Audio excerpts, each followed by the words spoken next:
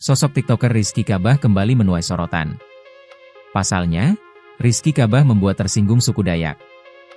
Hingga akhirnya Rizky Kabah dijemput paksa oleh polisi dan ditangkap. Rizky Kabah resmi ditetapkan sebagai tersangka karena dituduh menghina suku Dayak. Sebelumnya, perwakilan suku Dayak melaporkan Rizky Kabah ke Polda Kalimantan Barat. Dalam suatu konten yang ia bagikan, ia menuduh warga Kalimantan Barat dengan tuduhan tak berdasar. Penyidik menciduknya di satu rumah kos di Kecamatan Menteng, Jakarta Pusat, sekitar pukul 19.15 waktu Indonesia Barat.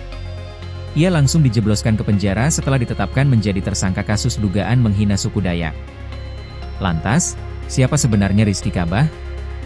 Berdasarkan penelusuran tribunnews.com, Rizky merupakan konten kreator asal kota Pontianak, Kalimantan Barat. Ia lulusan SMA Negeri 9 Pontianak pada 2023. Beberapa waktu lalu, Rizky Kabah menuai sorotan.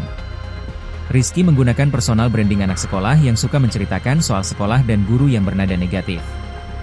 Beberapa kontennya menimbulkan kontroversi karena dinilai menghina profesi guru.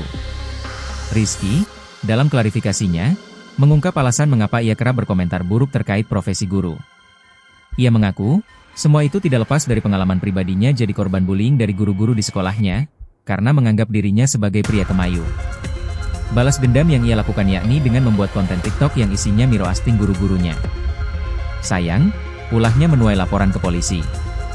Pengurus Provinsi Persatuan Guru Republik Indonesia, PPPGRI, Kalimantan Barat, Kalbar, melaporkan Rizky ke Polda Kalbar.